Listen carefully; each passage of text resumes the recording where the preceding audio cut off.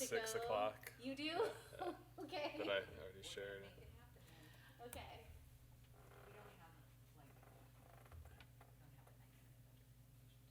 I was figuring it would be fine. I was like, ooh. Thanks.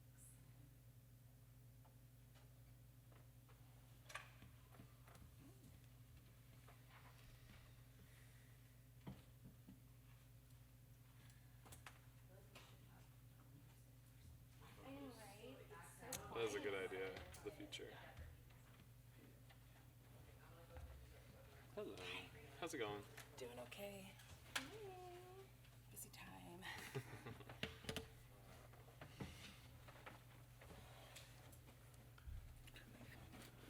Just to make sure your mic is on, and a couple of us weren't picked up very well in the last meeting, me included. So just Are we supposed to like touch Yeah. this thing? Turn it on, yeah. you should Yeah, see it a should light, just little say- light. Yeah, now it's on. Gotcha. Okay. You got it.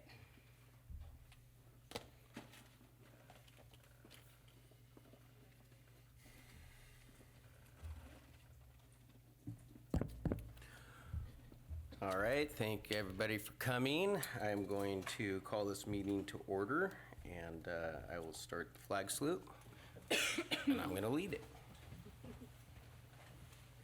I pledge allegiance to the flag of the United States of America and to the republic for which it stands, one nation, under God, indivisible, with liberty and justice for all.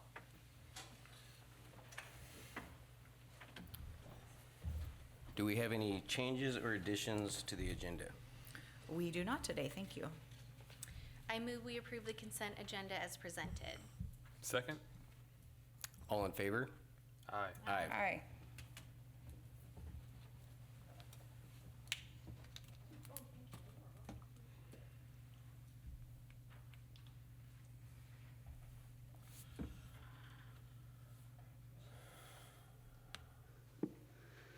There's a sign here that says, please speak directly into the microphone. So thank you, whoever set that there for me as a reminder. Okay, well, I'm back in front of you again. Maybe in the years to come, you won't see me presenting quite so much, but for a little bit, you're going to have a lot of Dr. Rodriguez time. I wanted to give you a little bit of an update on the work that's happening around strategic planning. So we're going to just do a little bit of review, talk a little bit about instruction, and then we'll have some time to discuss. And then we're going to talk about facilities as well and have some time to discuss. So before we start, I wanted to really just center our work around our equity philosophy. This is a policy in our district. It's policy 1910, if you are interested in reading the full statement. Ridgefield School District is a community of learners committed to equity and the success of each student. This commitment means that student success will not be predicted nor predetermined by race, ethnicity, family economics, mobility, language, marital status, gender, sexual orientation, gender identity, disability, initial proficiencies, or religion. We value the diversity of our community and recognize the importance of celebrating this diversity within the learning environment. And I wanted to start with that because whatever happens with our strategic plan, that policy is still here. It really predates and will carry on as we move through different planning and different strategic initiatives, but I just want us to keep that at the forefront as we do the work. So this slide has a lot of things on it. This is our current strategic plan. There's a purpose statement that most folks are aware of. We have 4 district goals. We have 4 pillars, which have the little icons off to the right. In addition, we've identified 31 strategies and 30 measurements and 5 foundational instructional elements. And so I've had some conversation and dialogue already with you as a board at our retreat. I've also had conversation and dialogue with our leadership team, which includes all of our principals, assistant principals, and district office administrators. I've started to have conversations with a variety of other folks about this as well, and we'll be continuing to do so as we're moving forward in developing a new plan. And I just wanted to share with you this quote: businesses that try to be all things to all people end up being nothing to anyone. You need to stand for something. You can read the rest of it, but I think that beginning part is just really important. Sometimes in our efforts to make sure that everyone is involved, or that we don't make people maybe make the hard choices, we throw everything in.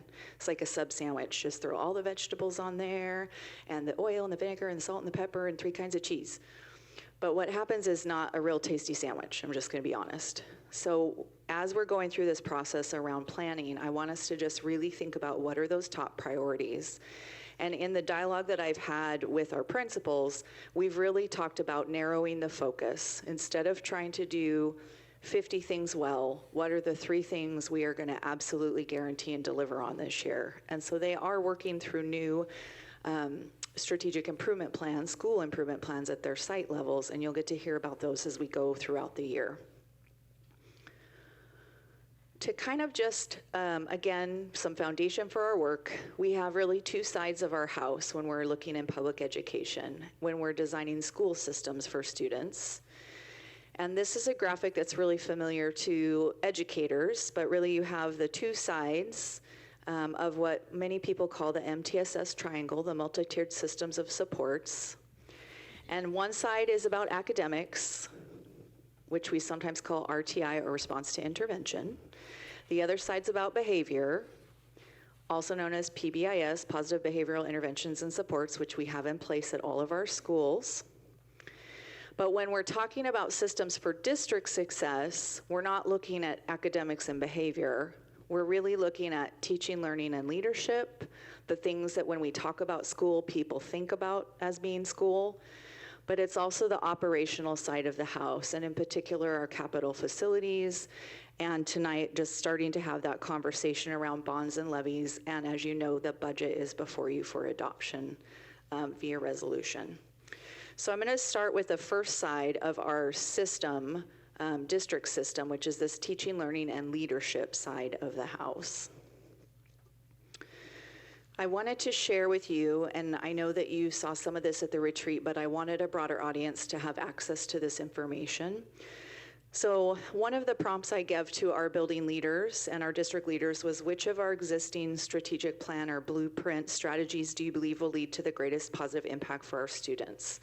They got little dots, little garage sale dots, and they got, I think, about 3 per poster. And I know it is hard to read those, but you just need to know that every single bullet under a goal 1, goal 2, that's a separate strategy that was part of our plan. And so in an effort to narrow the focus and get really good at a couple of things this year, every leader got to take a look and say, where do we think is really going to move the needle for our kids? So you can see there where there's a lot of dots, and you can see there are strategies on there that have no dots. And we're careful to talk about this. It's not a voting exercise, but it is a prioritization exercise, and it does help us to float to the top, the will of the group, if you will. So we narrowed it based on that to really 3 top strategies under each of the existing goals. And this is kind of going to be our guidance for this year, because we're in a transition year as we go from the old plan to a new plan. But I don't believe in not having a plan. So we're going to have a little bit of an adapted plan for this year. So under goal 1, there are 3 strategies listed there. It's really around alignment to state standards and curriculum, using multiple assessment measures, and aligning our resources, our professional development, and our practices. Goal 2 is really looking at expanding staff and partnership capacity to address mental health needs, ensuring that we're implementing and continuing to implement and refine PBIS and restorative practices in our schools, and developing and expanding after-school extracurricular program opportunities for our kids. That last one is a challenge when we are in a tight budget situation, so I just put that out there for you to consider. Under goal 3, we have having a budget development process that aligns resources to improving student achievement, and we are moving in that direction. As we go through this year to develop the new plan, one of the things that Paul and I will be working on a lot is then aligning next year's budget to the outcomes of the new plan. So for this year, we're being good fiscal stewards. We're trying to be really thoughtful about the staff and the opportunities and the supplies and resources that are in place for kids, but we also are not making big moves or reallocations around funds for this year as we determine what are the new goals going to be. Okay, we also have weekly collaboration time to discuss instructional techniques and analyze student learning. You'll hear me talk throughout the year about professional learning communities or PLCs or professional learning teams, PLTs. And a lot of our buildings had some wonderful training around that during their in-service days over the last 3 days. So that's been a lot of fun. And then providing opportunities for parents and patron involvement in all of our schools. And so just going to continue to invite as we go into this strategic planning process, we want as many folks at the table as we can. Goal 4 is around removing barriers for underrepresented students and their families, around program participation. It's looking at discipline disparities and also paying attention to students that reoffend, and then increasing awareness of and developing programs that support the unique needs of our subgroup populations. So, the smartest person in the room is always the room, and really the highest, what rose to the top is really the wisdom of all of our building principals and our assistant principals and our district office administrators, and certainly I could have gone through and selected those myself, but I didn't. That was really the will of the group because they've been here and on the front lines and really know where we need to focus for this year. The next piece that I wanted to share was around the measurements. So all of that we just looked at with the posters was tied to the strategies. And then we're looking at now the measurements, which is really what's the data we're collecting to try and determine, are we making a difference?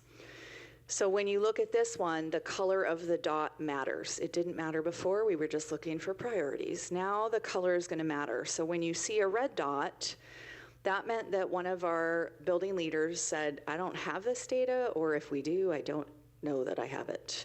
If you see a yellow dot, it means I know that this is accessible. I might look at it. I might look at it with my assistant principal. The green is I'm looking at it with my building leadership team. And the blue is we as a system are taking action. So we're not just gonna admire the problem and look at the data and go, oh well, and go back to our rooms and do the same old thing. We're gonna actually do something different. So I'm gonna show you those posters. And as we thought about how to focus for this year, was really thinking about what are we already maybe kind of good at? What is already accessible, people know how to get to? There's a great book by Jim Collins called Good to Great, and there's a lot of research around building on strengths or strength-based leadership, asset-based instruction, all of those types of things. So rather than pick out something that's all red and try to bring everybody from 0 to 100, we're looking really for those items that have a lot of green and blue, and how do we capitalize and make sure that that's happening systemically at every single campus in our district. So when I looked for those outliers to the good, we had again 1, 2, 4 items that floated to the top. Under goal 1, that all students would make at least a year's growth in a year's time. We should definitely be doing that and measuring that. So we will continue to do so. Second grade students will be reading at grade level by the end of the year. We monitor that throughout the year, but that's not just something that belongs to second grade teachers. It also belongs to our first grade teachers, our kindergarten teachers, and our preschool teachers. All secondary students will have identified career, college, and life goals pathway.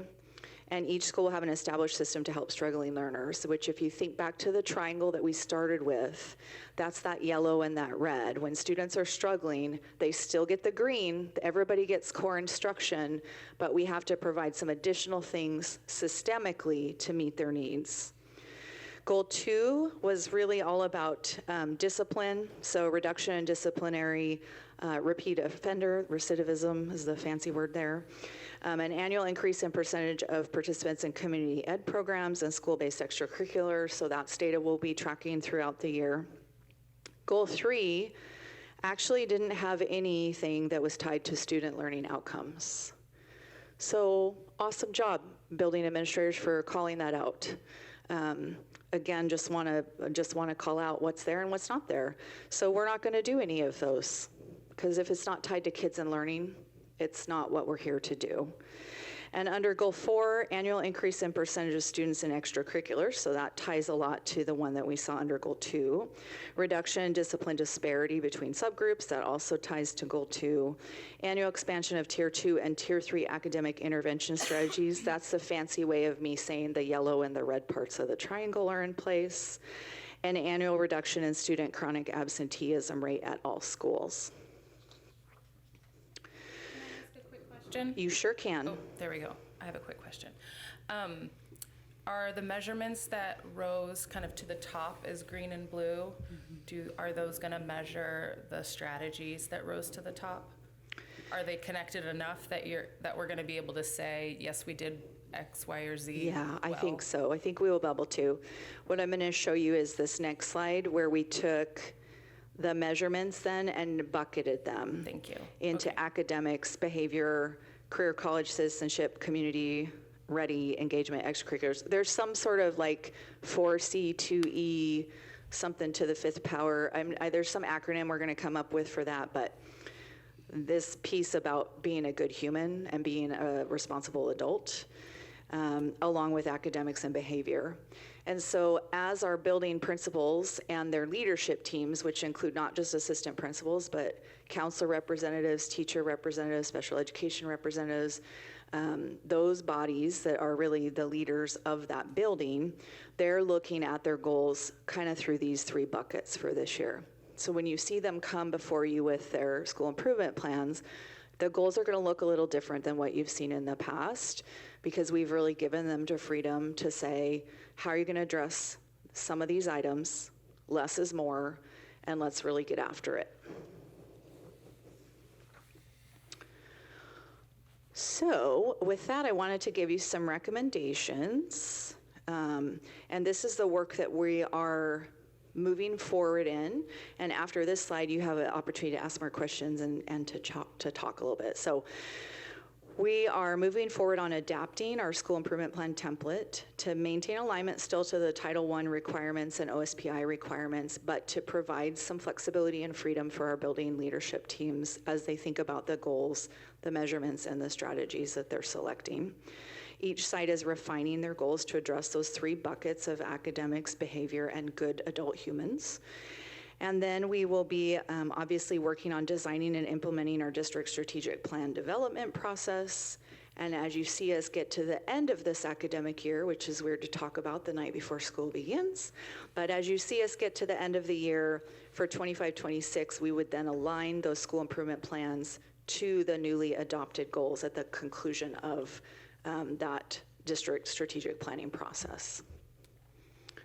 So before we get into the operational side of district operations, so I'm going to open it up if there's any feedback or questions or comments that the board would like to make. Can you speak to the SIPs a little bit more? I think maybe it was our retreat where we talked about just the cadence at which those are revisited. Maybe I think the initial presentations are great. It's awesome to hear from our principals. Can you speak to the frequency of which we revisit those and report on those and what that might look like in your eyes? Yeah, I think it's going to evolve over time. So we are in this year of transition. So this year, I'll be bringing before you all of the school improvement plans for board approval as required by law, likely by November 1st. I think we have it calendared for October or November. And then the buildings are going to actually come and see you one building each month from like November through whenever, until you've seen them all, to give them an opportunity to have a more in-depth conversation and really share their celebrations and their challenges with you. So it's going to look a little different because I'm going to give you more of a summary overview initially in the fall, and then you will get to see them come back a month or 2 or 3 or 4 months later and talk about what's the work been like and what are they still continuing to do before the end of the year. Thank you. How long does it take to, from now till the strategic plan is in place? Well, President Jones, I like to sleep, but I'm hopeful that we'll have it pulled together by March. I mean, maybe even sooner, just depending on how many iterations we want to go through. I have a lot of data already from some various groups, including yourselves, but I have a lot more people to talk to, so there's a lot of data collection. I think by November, December, we'll be in a place to have large forums and groups of people coming in, and from that, I would envision that we'll have a draft. Once we have a draft, I think it's important to go back out and workshop it one more time, one more round of feedback to make sure that it represents what people really said. Sometimes we misinterpret as educators. So I'd like to have the time to be able to kind of go out and say, here's the draft, what's good about it, what do you not like about it, what would you change about it? People always have feelings about different word choice, and so we'll kind of work through that, and then we'll end up with what will be, I think, our version for 25-26. I think it's important to do that iterative process every year. So we won't do a huge start from scratch process a year from now, but we would want to be going out that next spring to say, are there any adjustments we want to make? Are we getting where we need to get? I don't believe in like setting the goal and then throwing it out and wholesale doing something else. School systems are incredibly complex, and the work of teaching and learning is incredibly complex. And what we know about change is that when it is complex, it takes 5 to 7 years. So I would envision I'm going to come to you probably with a proposal that's in that 5 to 7 year range for the long-term goals, but we may be tweaking some of those measures along the way or some of the strategies along the way. Thank you. Any other questions? Okay, fantastic. All right, so operations, capital facilities, bonds and levies. So I'm going to take you back. We did a big survey, and you received this information back in June from Assistant Superintendent Chris Griffith. So he's here to answer questions. No, I'm just kidding. I just like to tease him a little. Okay, these were the themes. So I just wanted to get us all like, okay, yes, those were the things people said. Simplify the design, reduce the ask to basic educational needs, not a focus on like extracurricular things, new construction rather than repairs. There was quite a lot of feedback that people see the elementary as the primary first need before high school expansion. There was some consideration of potentially moving 5th grade back to elementary to reduce some of the pressure at the middle level. I would say, I think people meant that to happen after there's a 3rd elementary open. Increased voter turnout, more detailed bond information from the district, and advocate for removal of supermajority at the state level. I wanted to just bring this back to you one more time. We are looking at the design work and thinking about what that might look like. I'm also exploring how else could we get some things taken care of and done. So I'll come back to you with some ideas about that. I think we always are thinking about how to increase voter turnout. Joe Viger, our communications officer, and I are working on what might the communications look, how might they be different, how might we give people more, not just at the time of a bond or levy, but even ahead of that.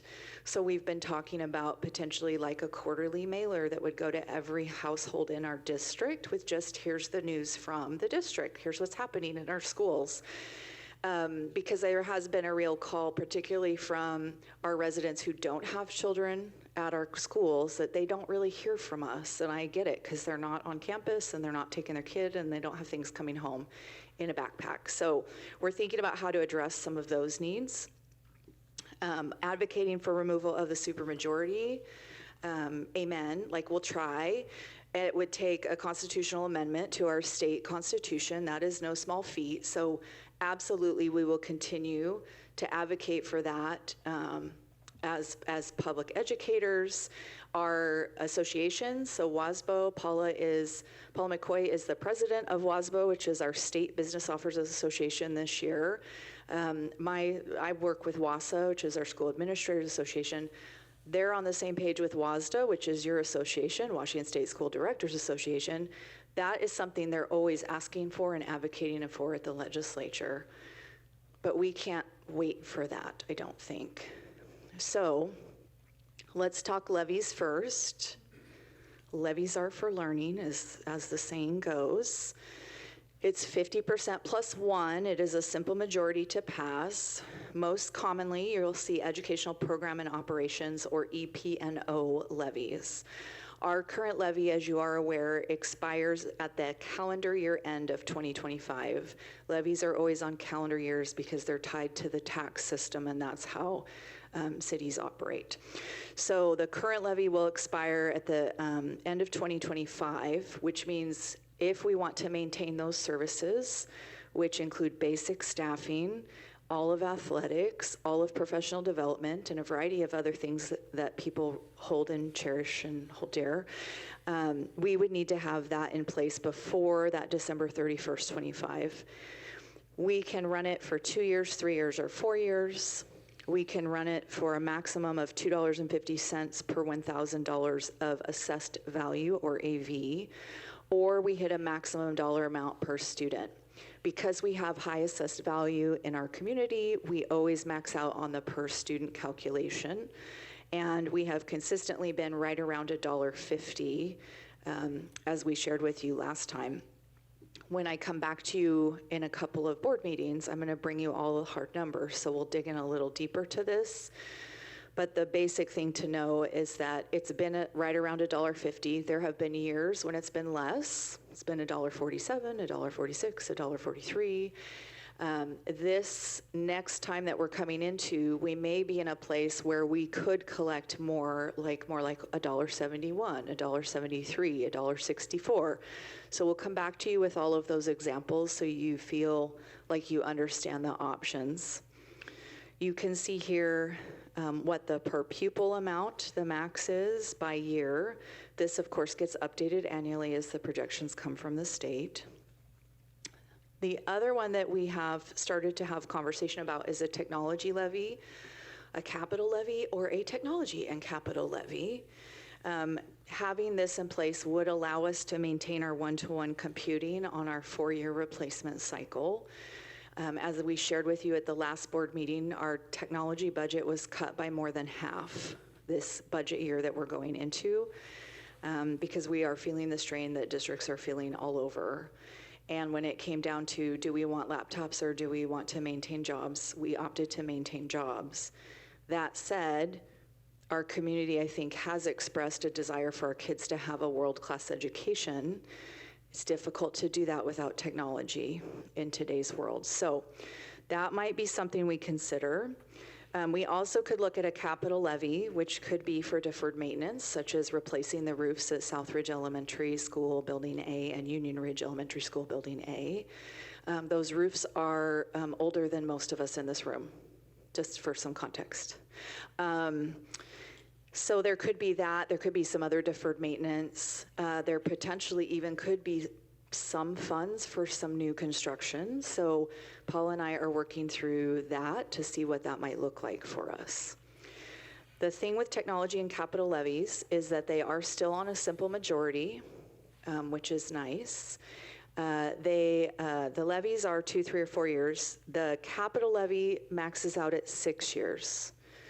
So it's not going to generate the same revenue as a bond when we're talking about a bond over like 30 years. So if you think about your home mortgage, what you pay on a 30-year versus what you'd pay if you had to pay it off in 6 years, significant difference, right, in the funds. Some bond considerations for you. Again, that supermajority. The community has requested more detailed survey feedback, so I'm sharing here tonight, but I anticipate we'll be sharing in some other formats as well. Potential next steps that we have discussed, and I'd love to get some direction around this evening, is holding a town hall, hosting board and cabinet roundtables, perhaps here, hosting community cafes at drop-off time at each school site might be another option. We do already have completed design work for elementary number 3 and our, I say middle school, but our 5th through 8th grade number 2. I think a typo. It's not number 4, it's number 2. We all make mistakes. We should consider about the timing of running a new bond. There is, I think, a priority around the EP&O levy for this year.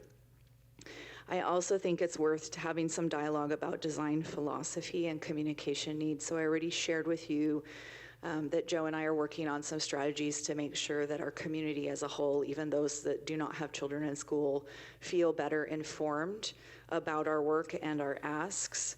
The design philosophy is something that I will likely come back to you in the future with a policy change request. Our current policy really lays out that we do all of the design work up front before we run a bond. And while that is sensible in the way that it allows us to build more quickly, it limits the participation and involvement of the voices at the table in the design. So we have that elementary 3 and that middle school 2 design completely done, and it is beautiful, but there were very few voices that were a part of that plan and that design. And philosophically, I have to say, I'd rather take an extra year and have more people involved at the front end than at the back end. And so that is a shift in district philosophy, which is a shift due to me. And so if that's not a shift you'd want, I would need some direction from the board around that.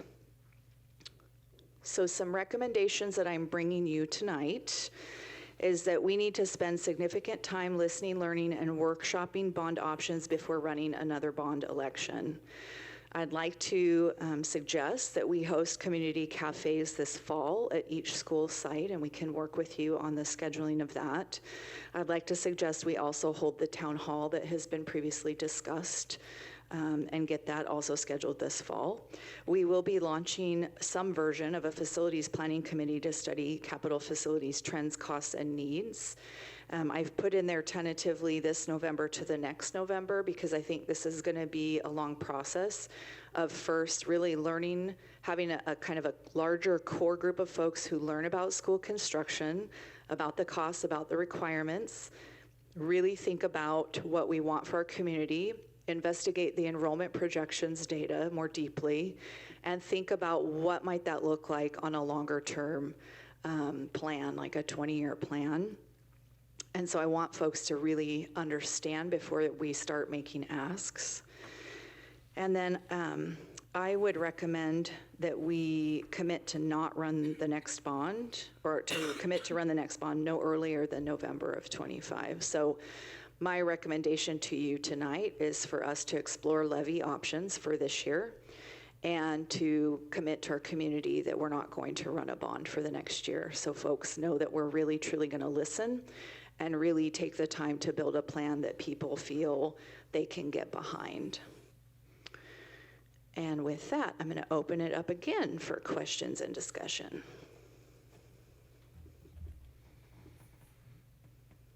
Thank you, Dr. Rodriguez. First, I'd like to say I do appreciate the quarterly mailer idea. I think that's a great idea, just to get, because you're right, there's a lot of people that they don't have kids, they're not looking themselves, so if we can get something to them that just kind of brings them up to speed consistently, not just periodically when we want them to pay attention, just it's a good way to promote what we're doing. So thank you for that. For traditional levy, can you talk us through your thoughts on 2, 3, and 4 year strategy behind it, and also how that ties into a potential bond to potentially be on the ballot several months to a year and a half later? Yeah, absolutely. It's a great question. The EP&O, the Educational Programs and Operations Levy, is a replacement levy. And given the current funding structure from the state, we absolutely rely upon those funds to maintain our staff and maintain our programs for our kids. So that one we could do a 2, 3, or 4 year. It has historically here in Ridgefield been a 3 year. 3 year is kind of a nice way to go because you're not having to run it every 2 years. Running an election is a lot of work for a lot of people. If you go to 4 years, which is my inclination because I don't want to run elections any more than I have to, The risk is that you're too far out potentially in the future for the fiscal projections to be super accurate. A lot can change in 4 years, as we know from looking at our own enrollment here. So 3 years is maybe a sweet spot, and I would say that has been the recommendation I've had from our fiscal friends over at ESD 112.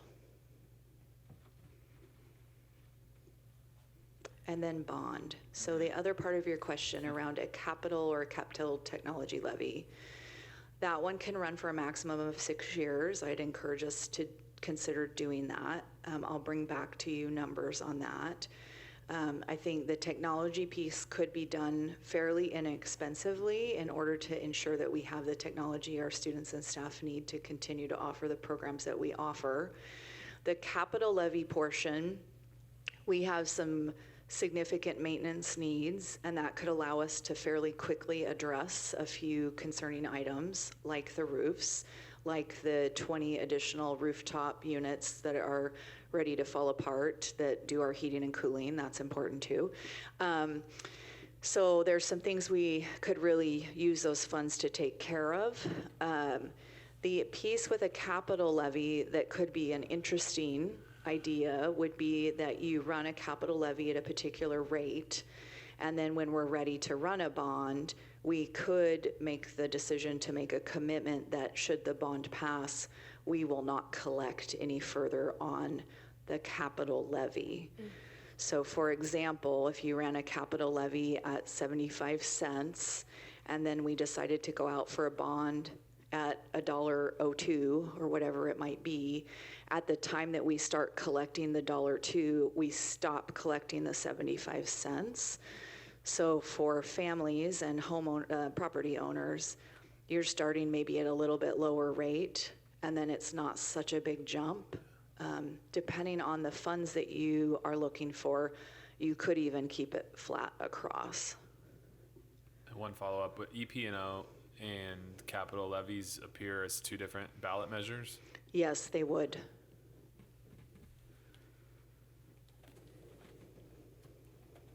I think you've done a really good job of summarizing and getting a good sense of current state of the conversations over the last year, so thank you for that.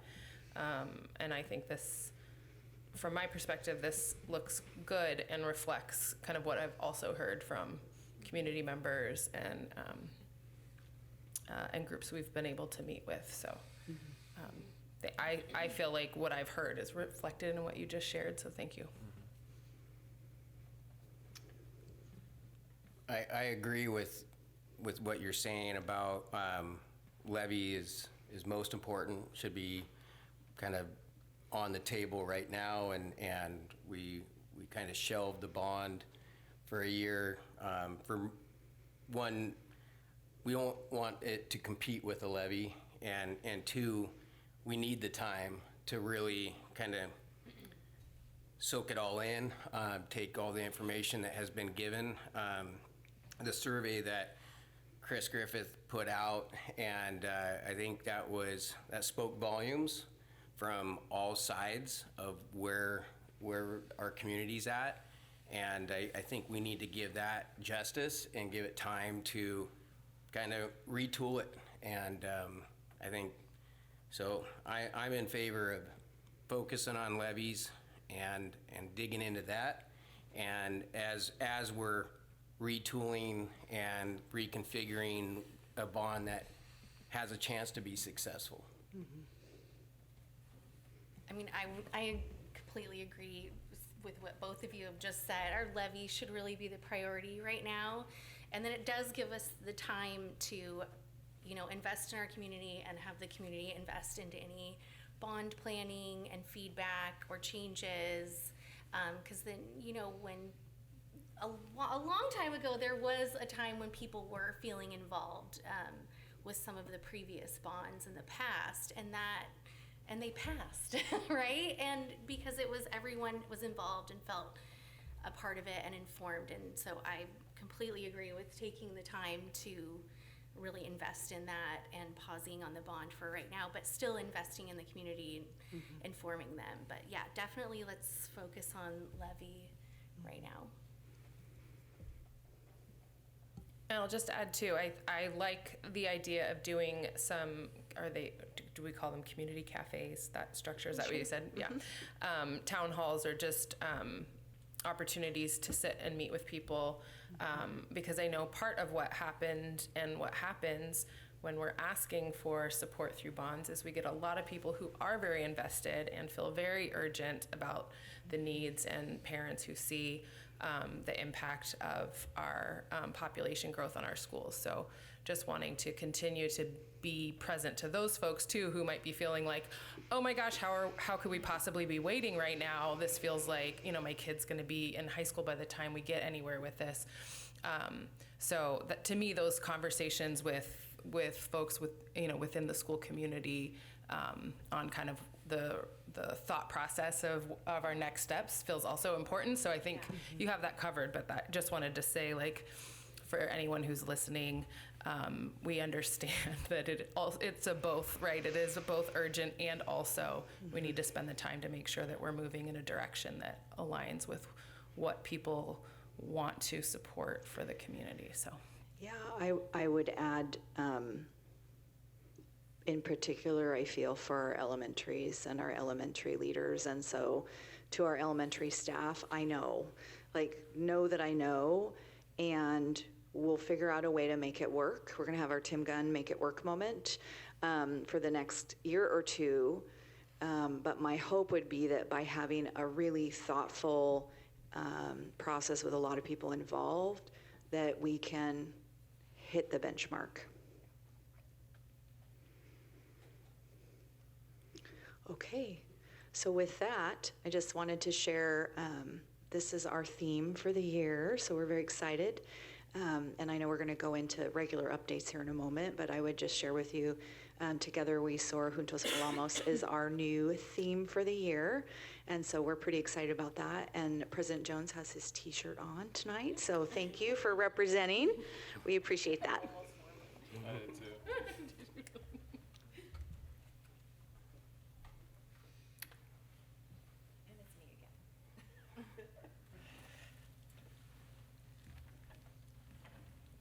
Okay, less formal updates for you, just fun stuff. We had open houses at South Ridge and View Ridge last Thursday. It was packed. So for my friends who have South Ridge and View Ridge children, I'm pretty sure we'll have those on 2 different nights next year. do you mean Sunset? Sunset, I'm so sorry. Yes, I do mean Sunset. Yes, I feel your pain. I spent 20 minutes in the parking lot and I was like, oh my gosh, poor families. Okay. We also had open houses at the ELC, Union Ridge, and South Ridge last night. They were well attended, so lots of fun. We had our all-staff convocation last Thursday. I do want to give a shout out to Chartwells and IQ Credit Union that provided meals for our staff, so we were able to have breakfast and lunch for all of our staff. At no cost to the district. They covered that entirely. And ABM, who is our custodial partner, they sponsored all the shirts. So no district dollars were harmed in the making of the t-shirts. I also had a chance to attend our secretaries training last Friday, so it was great to be with all of our front office folks. Our staff have been in-service the last 3 days, including evade and defend training with our friends at Ridgefield Police Department. So we always spend a significant amount of time at the start of school ensuring that folks are familiar with the safety protocols. So we want to ensure everyone's children are safe. And the last thing I just want to share is we're monitoring enrollment daily, every day. A big thank you to our registrar and some of our other team members in Central Services, both Brenna Dunkel and Alma Martinez, thank you. They worked through the weekend to get kids from the registration portal into their classes, into their schools. So just a big thank you if you see them. We are currently at 4,140 FTE, full-time equivalent, with 15 additional pending, which will put us at 4,155. We're at 4,178 for head count. Just as a way of reminder, we projected at 4,171. So we are really darn close. So that's exciting. At our next board meeting, I'll share an updated report for you on enrollment by grade level and by building. So you'll have all the details at our next meeting. And we are monitoring those counts daily. So I know some of our teachers are getting anxious about, are there more children coming to my room? So we are monitoring those daily to make sure that we have space and furniture and all the things for everyone. Thank you. Thank you. Jake, do you have anything? I'll just share that convocation was electric. The energy was really, really inspiring. I just want to thank anyone who was a part of it. To see ABM and Phoenix Security and facilities and maintenance and teachers and everybody that's part of our team all in the same room to kick off the year was really, really powerful. And yeah, I'm inspired for the school year, so it was really awesome to be there. And then Dr. Rodriguez, just want to thank you for the tone you set going into the school year. I think it was excellent. Obviously very well received, so very excited to be moving into school here in the next couple of days. I get to say ditto, as sometimes, yeah. So it was, Jake and I both got to attend convocation. It was my first convocation as a board member, so that was very exciting. And yeah, very great energy. The cheerleaders from the high school kicked off the whole morning, which was fun. And I even saw some adults dancing, which was great. I think public dancing is just very important for morale in general. So that was a really great morning to spend and very inspiring, and definitely a sense of togetherness, which is really wonderful to see, not just in language, but also in the feeling of being in the room together. Also got to attend Sunset View Ridge back to school night, so very glad to hear that we might think about doing those on different nights. It was a lot of people and fun, excited energy, and just a lot of bodies in the room. It was great, and it was fun to see, just teachers being excited to have their students back and families excited to give their students back. And then same with Union Ridge last night. It's such a great campus and a great school community that my family's been a part of, but just always fun to see everybody again after summer.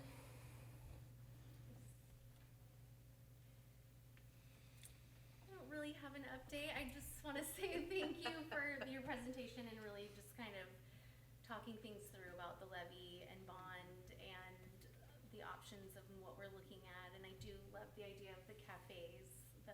Those are great. And I know also just what it's like to be asked to work in a school that just hold on a little bit longer. I get it. But I think right now it's just the right things to focus on is hold on so we can get there. So thank you for that.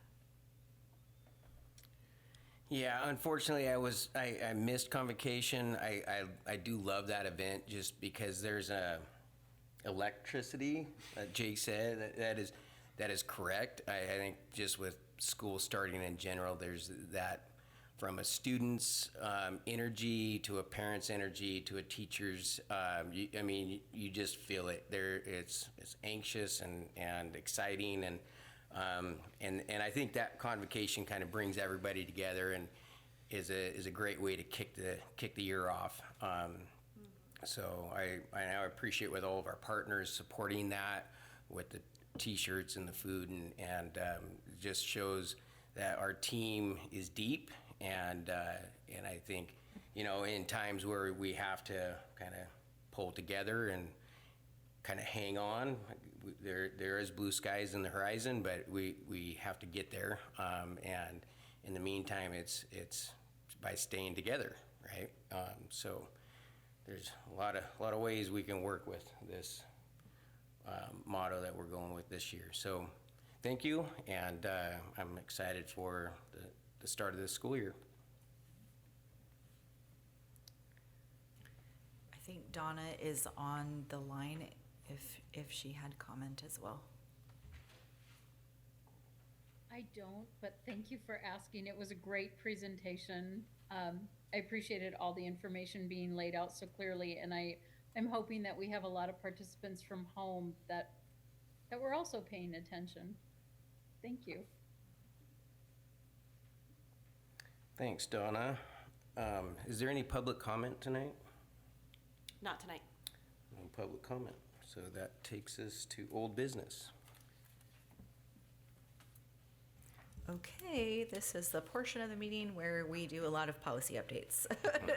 So, our first one, 8A, approve revised board policy number 3205, sex discrimination and sex-based harassment of students prohibited.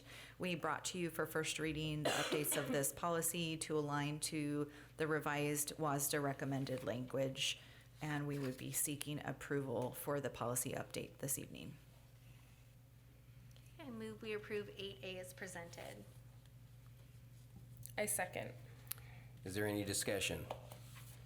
All in favor? Aye. All right, moving on to 8B, approve new board policy number 3206, pregnant and parenting students. We had first reading at our last board meeting, and tonight we are bringing it back to you again for approval. I move we approve 8B as presented. Second. Is there any discussion? All in favor? Aye. Moving on to 8C, approval of revised board policy number 5011, sex discrimination and sex-based harassment of district staff prohibited. Again, we brought you first reading at the last board meeting, so we're seeking approval this evening. This one and the one that you just approved are related to new Title IX rules that were passed by the U.S. Department of Education last spring. I move we approve 8C as presented. I second. Any discussion? All in favor? Aye. Moving on to 8D, approve revised board policy number 3246, restraint, isolation, and other uses of reasonable force. Again, there were some updates to the WASDA policy, and so we have provided those updates to you in the draft that we looked at last time. We're seeking approval this evening. I move we approve 8D as presented. I second. Any discussion? All in favor? Aye. Moving on to 8E, approve revised board policy number 3432, emergencies. Again, this was updates to the WASDA model policy reflecting that our substitute teachers and ensuring that they receive information regarding emergency procedures when they are on our campus. Seeking approval this evening. I move we approve 8E as presented. I second. Any discussion? All in favor? Aye. Moving on. I don't know if this is the right number, but, oh, okay, thank you. I was like, I really am looking at these. Okay. Item 8F, approve revised board policy number 2410, high school graduation requirements. Really minor changes to this, but again, to align to WASDA's model policy. We recommend that we approve it as written. I move we approve 8F as presented. I second. Any discussion? All in favor? Aye.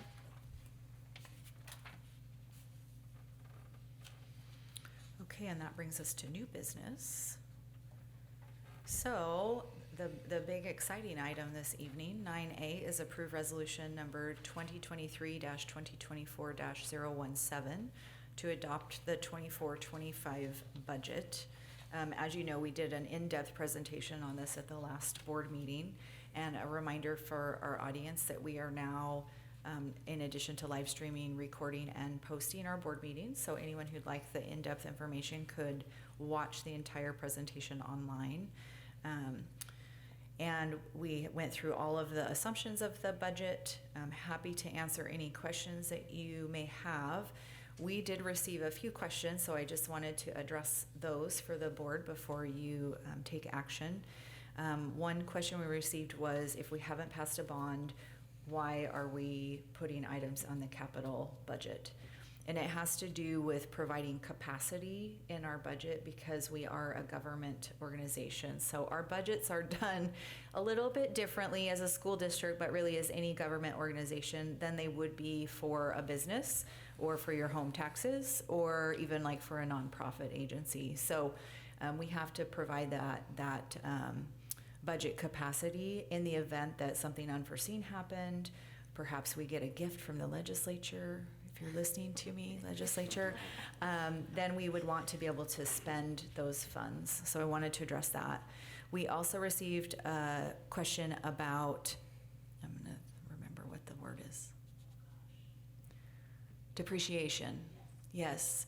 And there's a special finance term that Paul is going to remind me.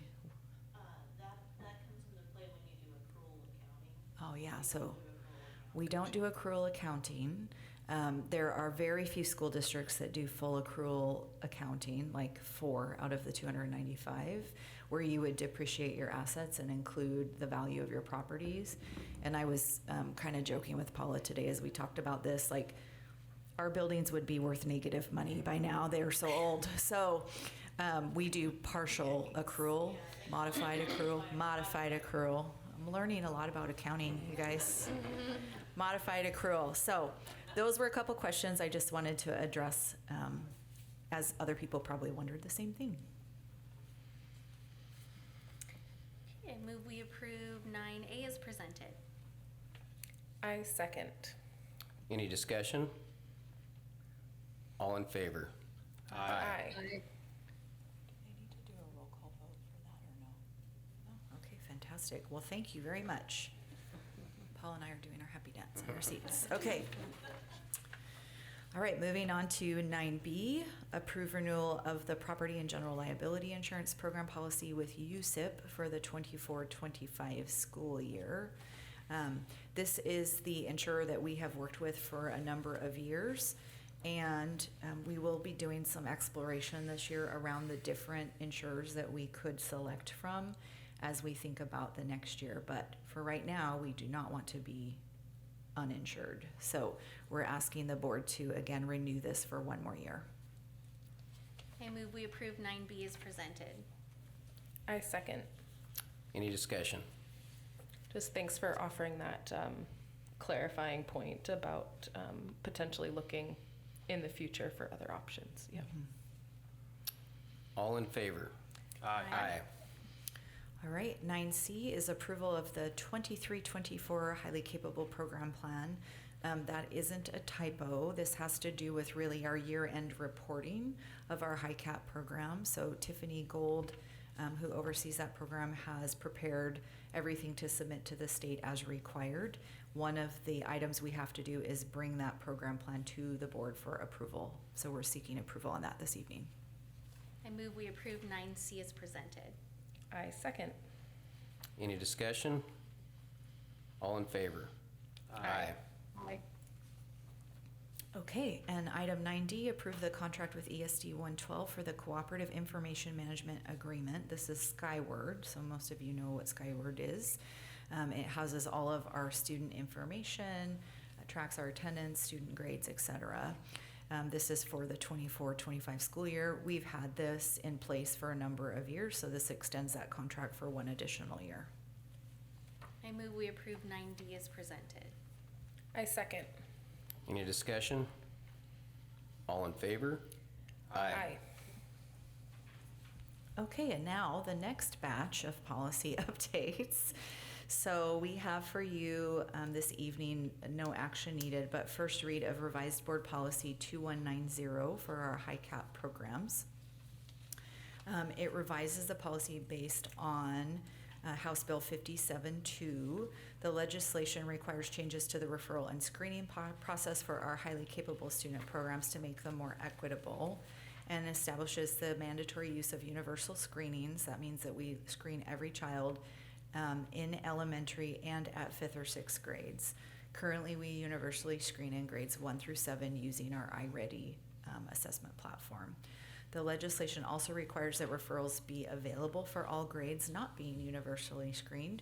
We do accept referrals at all grade levels. Since we already meet the requirements, there's no change in our practice, but again, there were some updates to the policy language. Happy to answer any questions.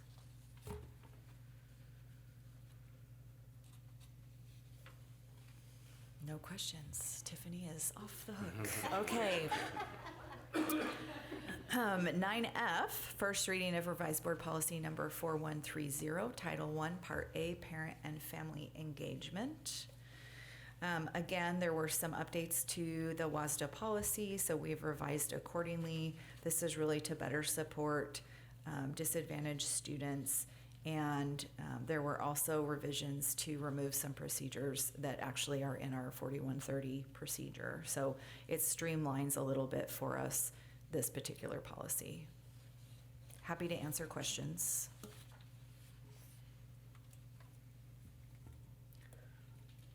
Tiffany, they don't have any questions for you. Okay. All right. And then 9G, also first reading of revised board policy number 6220, bid or request proposal requirements. This policy has been revised to address recent changes in state law regards to the use of small works roster process and interlocal cooperative purchasing agreements. The policy incorporates best practice guidance regarding interlocal purchasing agreements recommended by the Washington State Auditor's Office. So we've updated to reflect those changes. And again, we would recommend approval of this along with the others at our next board meeting. Happy to answer questions.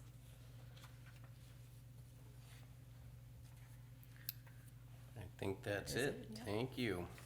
And there's no need for executive session tonight. There is not. With that, we are adjourned. Thank you.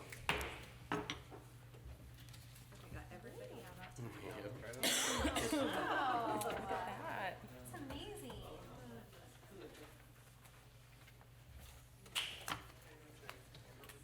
Hello. It started today. Good, how are you? I need to ask you something. I'll come around. When am I gonna come out here? Yeah, what's going on? It's not in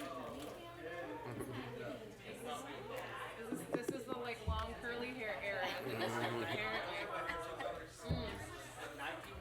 I like it.